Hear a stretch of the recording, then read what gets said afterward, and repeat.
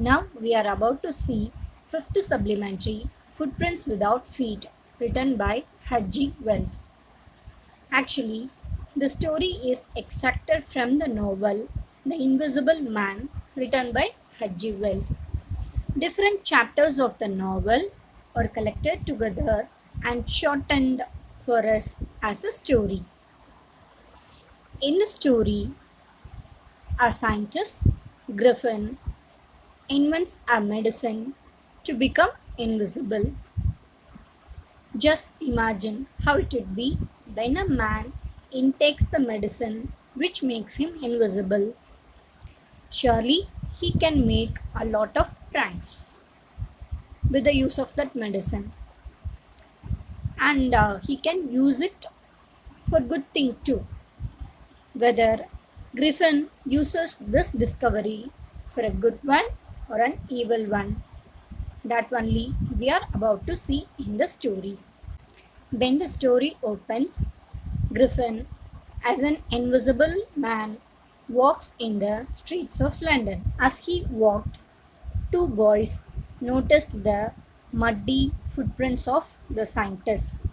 They started to wonder where were the footprints coming from, and they started to follow the footprints. When they followed, the footprints became lighter and lighter, and at one certain extent, it had completely disappeared. They might have wondered how there were footprints without a human being. And the explanation of this mystery is very simple. A scientist had discovered a medicine to make the human body invisible. He had intook that medicine so that his body became invisible to other human beings, but it could be felt. His body was transparent, just like a glass, but it would be solid like a glass, so that when we dash on that particular man, surely we can feel his presence. Griffin was a very brilliant scientist, so only he discovered a rare medicine which could make a human body invisible. But he was not gentle towards others, so often he had clashes with others. His landlord, the owner, disliked him and he wanted Griffin to be out of his house. Griffin wanted to take revenge on his landlord, so he intook that particular medicine. When he intook the medicine, he started to become disappear. At first, his limbs became just like glass, so that his muscles and bones are visible. Then, slowly, his muscles, followed by bones, arteries, everything started to fade. And when he looked at the mirror, he couldn't see anything. He was completely transparent. He put all the things which could easily catch fire in the middle of the room, and he set the complete room on fire, and he escaped through the window.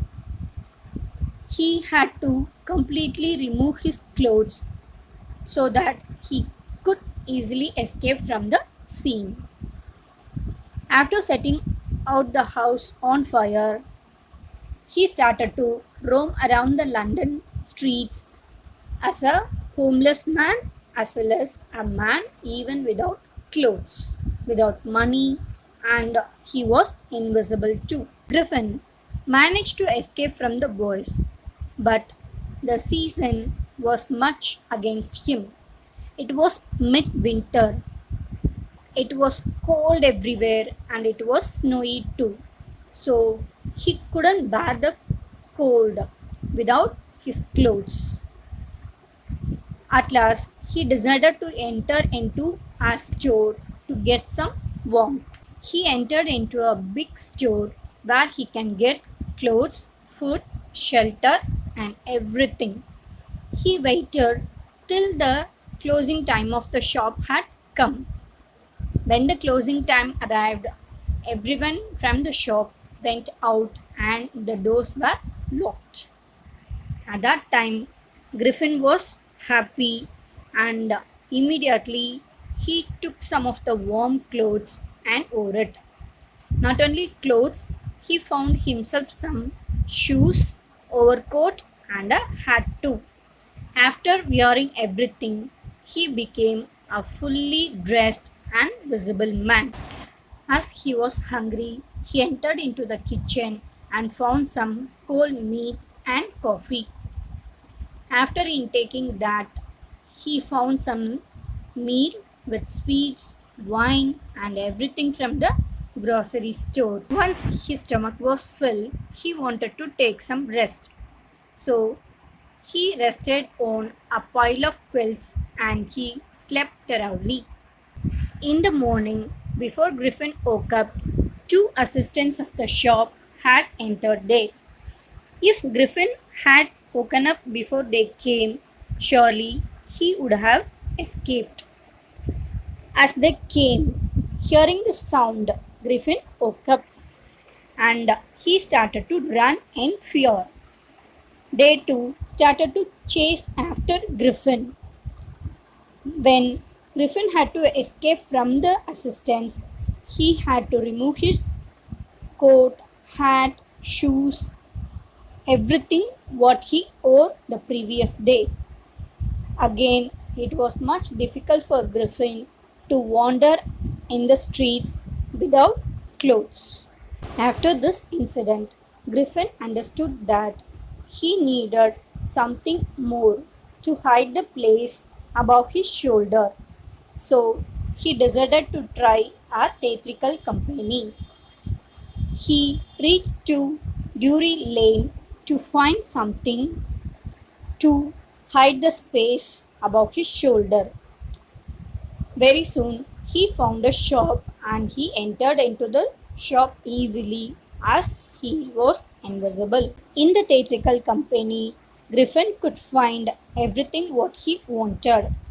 He took some bandages and he wound the bandage around his forehead. He took dark glasses to hide the space of eyes.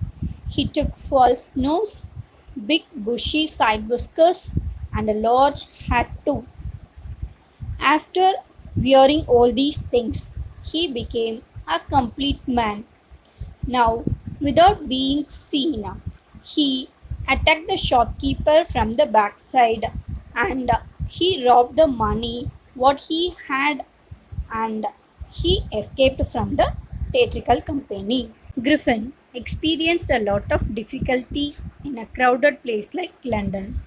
So he wanted to move to a place where there will be less people and he could have a lonely life.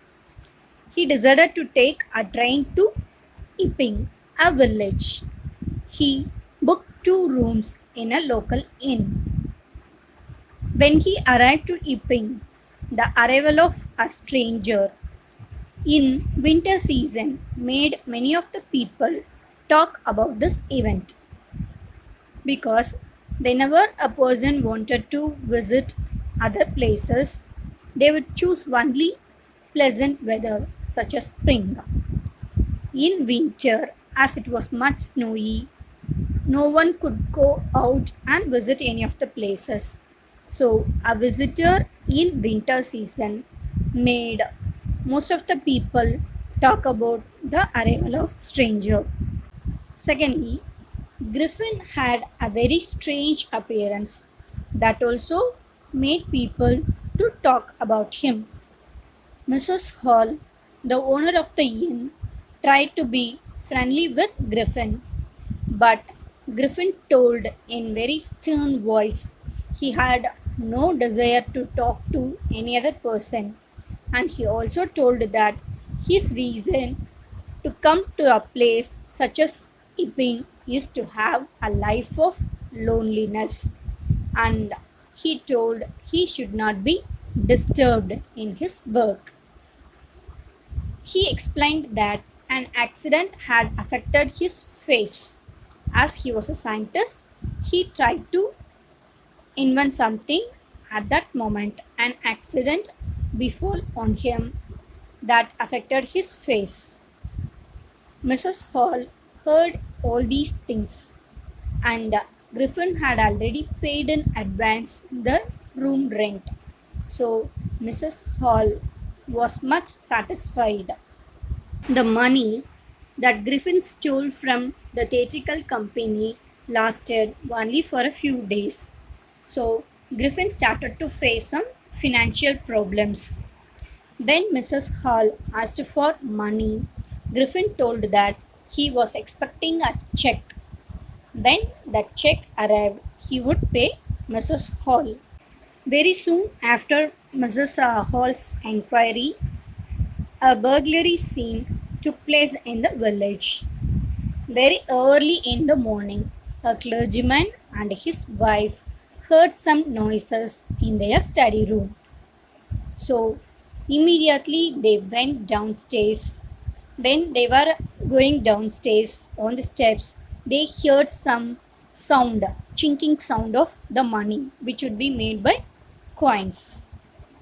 Without making any other noise, clergyman and his wife, with a stick in their hand, with a poker in their hand, they went into the study room so silently. When they opened the door, they shouted, "Surrender!" But they were shocked to find the complete room was empty. They could see the drawer was open and a candle was burning on the desk, but they couldn't find any person. They started to search under the desk, behind the curtains, and even in the chimneys too, but they couldn't find any person.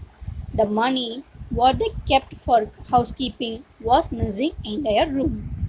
On that day, Mr. and Mrs. Griffin woke up very early in the morning, and they were much surprised to see Griffin's room was open. Usually, Griffin's room would be shut and locked, and he would be much angry if anyone entered his room. So, both Mr. and Mrs. Hall wanted to examine what was in Griffin's room. At first, they peeped through the door. They have seen inside and confirmed that there was no one inside. After examining, they entered into the room. They had seen that the bedclothes were cold, which indicated that Griffin might have woken up very early on that particular day. And they could see the clothes and bandages which Griffin always wore lying on the floor and everywhere on the room. All of a sudden, Mrs. Hall could hear a sniff very close to her ear. Within a fraction of a second, the hat which was on the bedpost started to rise up in the air and it dashed on Mrs. Hall's face. The chair which was in the room rose up in air and started to dash on them. It pushed both Mr. and Mrs. Hall out of the room. They were much shocked by this incident. Mrs. Hall felt that the room was haunted by some evil spirits. Griffin was the reason for this evil spirit, she considered. She had a very good memory with that particular chair because Mrs. Hall's mother used to sit in that chair. So she was much upset when the same chair hit on her and pushed her outside the room.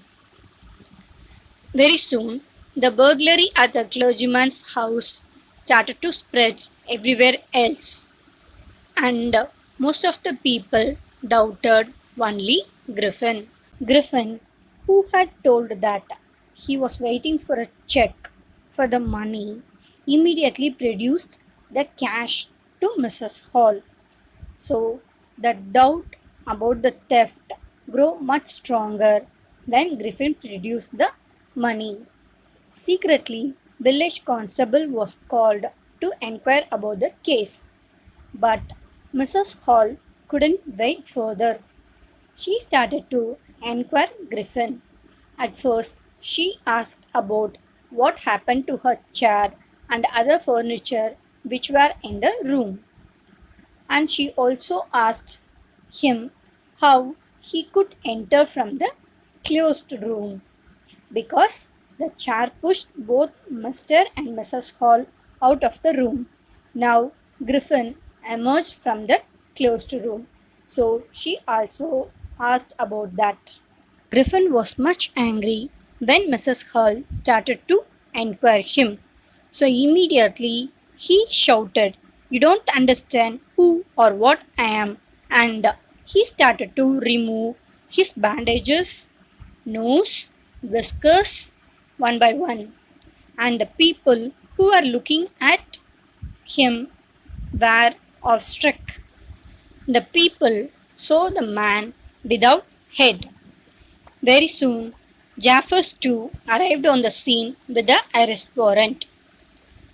Jaffers was shocked to see a man without head. As he was sincere, he was ready to arrest the person even without head. The scientist too started to remove his clothes one after another to escape from the people. Very soon, Jaffers found much difficult to hold a person whom he couldn't see. And the scientist attacked Jaffer and he escaped from the scene. Each and every people around there started to shout at, "Catch the man, catch the man." But it was much difficult as no one could see him. And luckily, the scientist escaped from the scene. Even though Griffin was a very great scientist, he didn't use his invention for the benefit of the people, and he was much short tempered too. And you might have heard the complete summary. I think his short temperedness only led to his death.